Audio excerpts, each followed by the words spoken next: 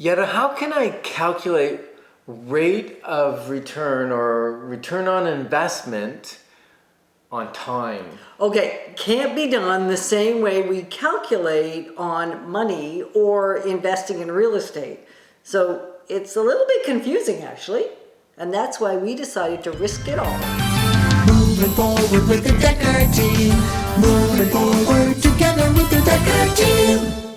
Risk it all on this episode of Life's Inside Track because we're excited to welcome you to another episode. I'm Youre Decker. I'm Ken Decker. Where we get to share techniques, thoughts, tools, ideas, even some truths that maybe we haven't considered before that we all need, we all deserve. You, I, everyone. So we can turn our house into home where our families thrive and we live the best life possible. Mm-hmm. So what we're going to learn is that as we're thinking about investing time, it's a much bigger conversation than investing dollars.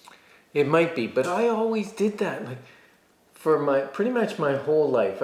I think I had a job in university where I got paid by the hour, but for the majority of my life, I worked for results. I was on commission. When I was selling electronics, I was working for tips when I was serving, in a restaurant. When you were like starting at like 9 or 10. Yeah. When you were chambermaiding and all that stuff. Yeah, well, when you were doing that kind of work, you're working per hour. But most of it, I was giving a result. So I was very conscious of the result I was giving in the amount of time it took, because then I'd get more money per hour. Right. So what's interesting about that is still a conversation of time for money. Yeah, it is. It is. And I know often you've thought, hey, that's not the same conversation. It's the same conversation. It just often can work out to a higher hourly rate. But as you just said, you calculated it back to figure out what you got per hour. Yes. So that's not what we're talking about here. Really? But if I get more per hour, then I can work less and have more hours left over. Okay, so sure, that's great, as long as you then don't spend more. And yet, ultimately, what we're chatting about here is that all our time, all the time, we're investing our time into something. All our time. How many minutes do we have? 1,440 minutes a day.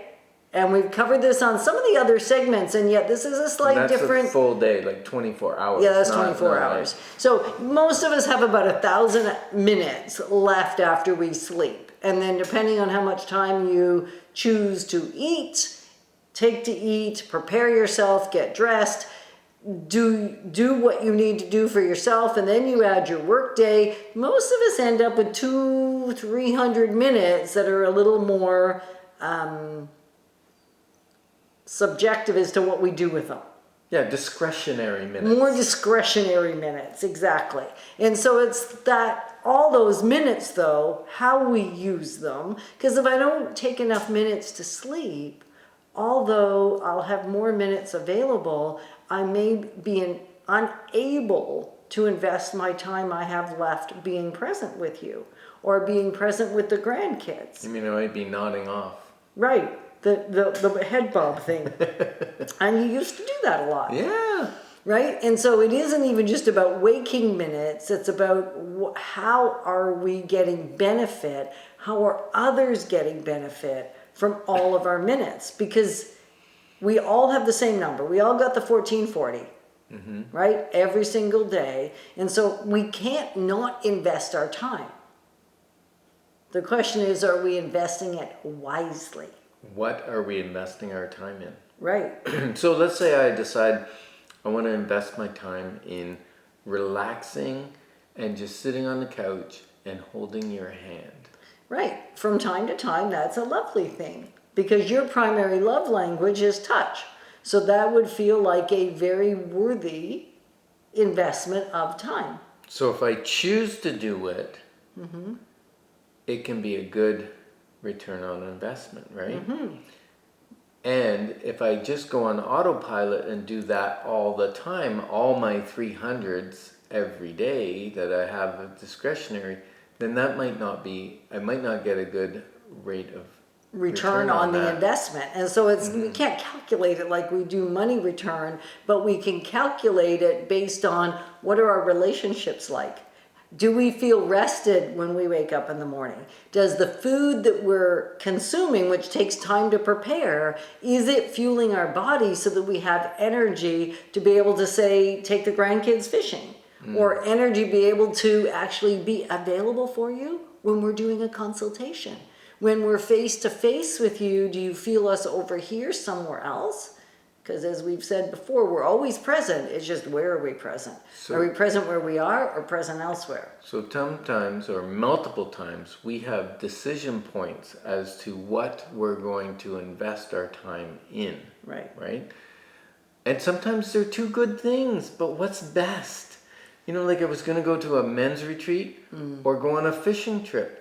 And in this particular season, I prayed about it, and it was take the grandkids and my son fishing on the fishing trip. Even though it's not spiritual, it's not, it may not be helping men discover God and come to faith.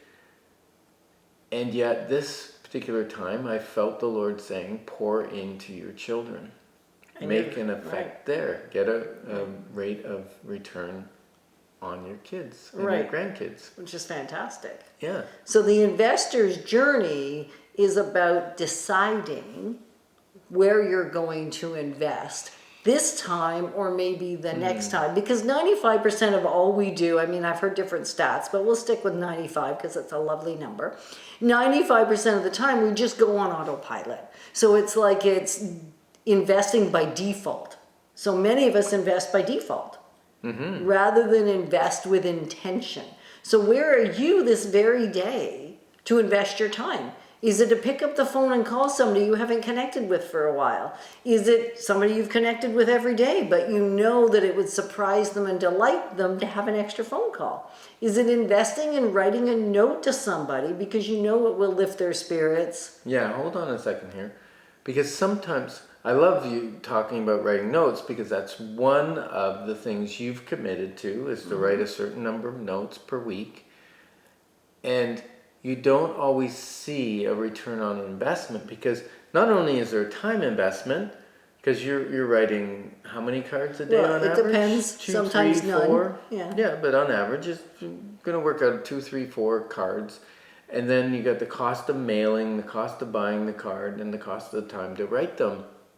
And yet, sprinkled over the years, you get a call, an email, or something from someone that says, yet I found your inspirational note you wrote me, and I found it, I kept it, it's been 2 years, and it's still appropriate, it still encourages me, I look at it from time to time, and thank you so much for that note.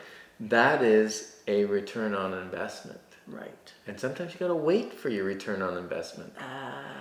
So it's really a thinking about how are you going to invest that 1440, because how you deliberately do so determines what you're going to get out of it. Right? Your desired. And so you have to take into consideration your desired return. Like, what are you looking for? And then make your choices accordingly. We're grateful to be your partners on this journey of moving forward together in wealth, wisdom, and life. Moving forward with the Decker team.